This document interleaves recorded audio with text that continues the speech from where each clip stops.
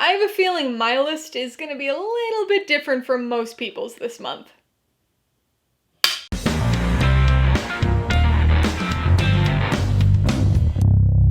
Hey everybody, welcome to Mainly Movies. Today I'm going to be talking about my top 5 DreamWorks animated movies. If you're new here, please consider subscribing for a variety of movie-related content like reviews, rank lists, and trailer reactions.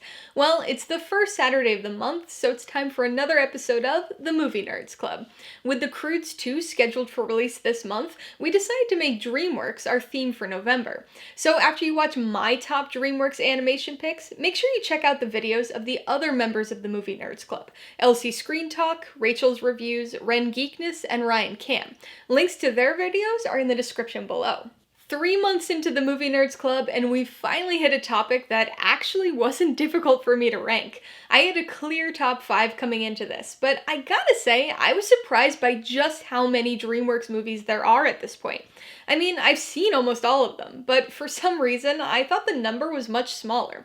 Speaking of which, I should note that as a group, we decided to exclude the Aardman animation films, so no Chicken Run, no Wallace and Gromit, and no Flushed Away. Also, since there are so many franchises in the DreamWorks catalog at this point, some of the other nerds are gonna group sequels and put whole franchises in their top 5 as a single spot. But personally, I'm gonna keep my list simple and stick to one movie per spot. Remember, these are just my top movies, not the top movies, so be sure to post your own personal top DreamWorks animation movies in the comments below. Alright, let's get this top list started. Coming in at number 5, How to Train Your Dragon. This film was probably my biggest surprise when it comes to DreamWorks movies. I didn't see this one in theaters, and actually caught it for the first time on TV a couple years after it had been released.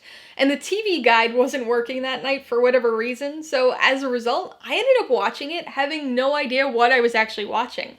It wasn't until I googled animated dragon movie the next morning that I found out. And as strange of a situation as that was for me, I think it actually worked in the movie's favor. Honestly, I think if I had seen the name or read the TV blurb about Vikings feuding with dragons, I probably would have changed the channel before I even saw any of it. But the TV guide was down, so I stayed. It was the animation that drew me in initially and stopped the channel flipping, but it was the characters and story that got me invested, especially the relationship between Hiccup and Toothless. Those getting to know each other scenes are nearly perfect within the context of the story and are satisfyingly sweet.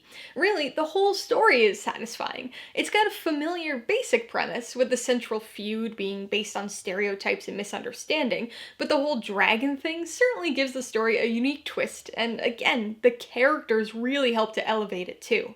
Coming in at number 4, Shrek 2. This is one of those rare sequels that I think is just about on par with the original film.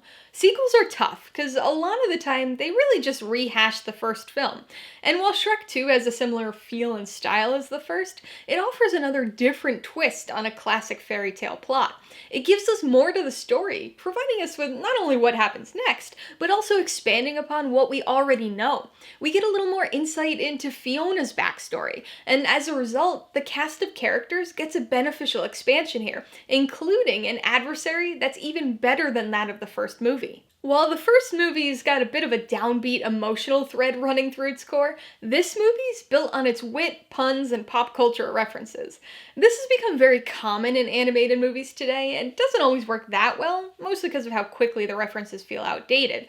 And you could argue that case with some of the humor and references here, but most of it's so well interwoven into the fabric of the story that the movie maintains a high level of both humor and entertainment, even today. It's got such a playful, adventurous feel to it, and the new setting of Far, Far Away is ripe for plenty of parody. Abercrombie and Witch, Ye Old Footlocker, Burger Prince, and the show Knights are just some of the punny gems that exist in this land. Coming in at number 3, Shrek. From a purely entertainment standpoint, Shrek 2 comes close to beating out the original for me, but the first Shrek certainly has the better story and emotional beats, which put it ahead. It's also the origin story for the franchise, the one that establishes the world and the main characters. It's easy to lose sight of the first film in a franchise when we get tons of sequels and spin-offs of increasingly diminishing quality, but this film had a very clear sense of identity. It knew what it was and what it needed to accomplish, and then did it. I know we obviously got sequels, but this first movie wasn't designed as setup for a franchise.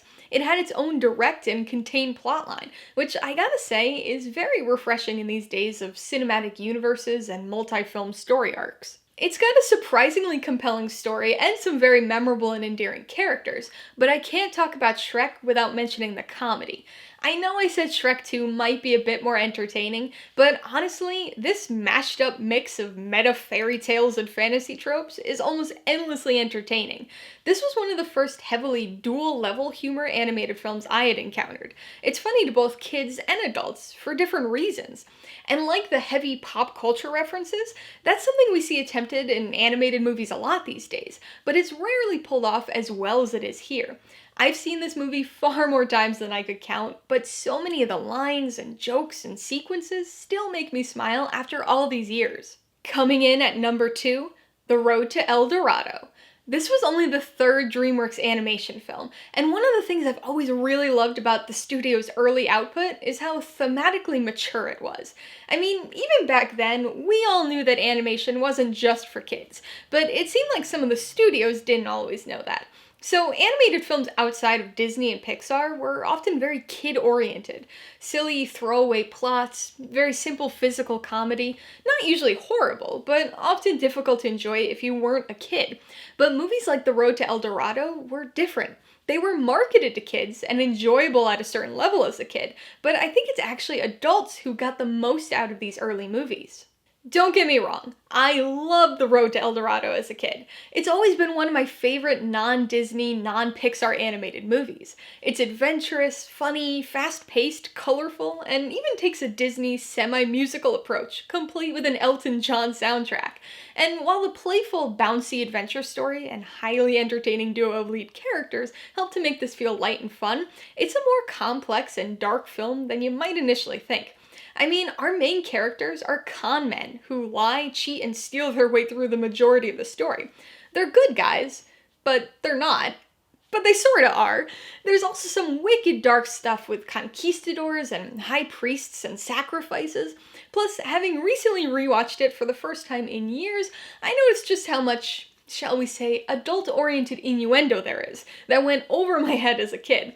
But like I said, I always enjoyed this one, and that recent rewatch really solidified it for me. I would gladly send almost any other DreamWorks movie to Shabalaba for this one. So that means my number 1 DreamWorks animation movie is Antz. I told you nobody's list was gonna be like mine. This was the ultimate no-brainer for me with this ranking. I adore this movie, and I have ever since I saw it in the theaters as a kid.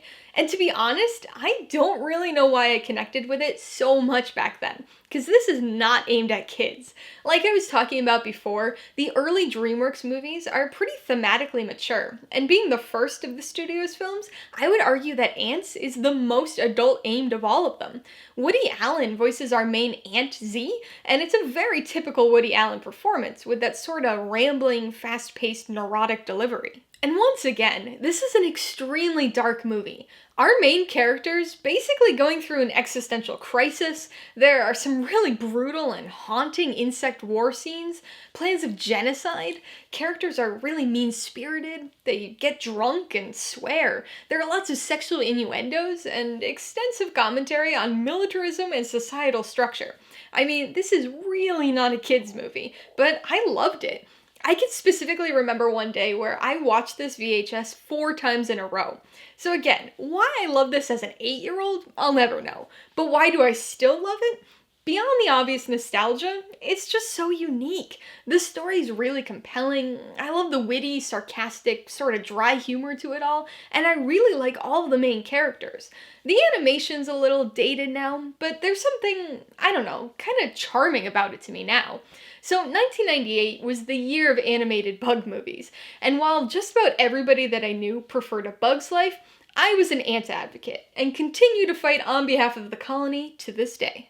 Alright, so there you have it, my top 5 DreamWorks animation films. What are your top DreamWorks movies? Be sure to post your own ranking in the comments below, and don't forget to check out the pics of the other members of the Movie Nerds Club. And if you're interested in buying any of these movies, I do have affiliate links to all of them in the description below. I get a small commission from anything you buy using one of my links, so I'd really appreciate it if you'd use them if you're in the market for any of these movies. Alright, so if you got some enjoyment, insider information out of this top list, I'd appreciate it if you'd hit that like button, and if you haven't done so already, please hit subscribe or add it to see more videos like this, as well as movie reviews. Till next time, this has been Alyssa with Mainly Movies, the way life should be.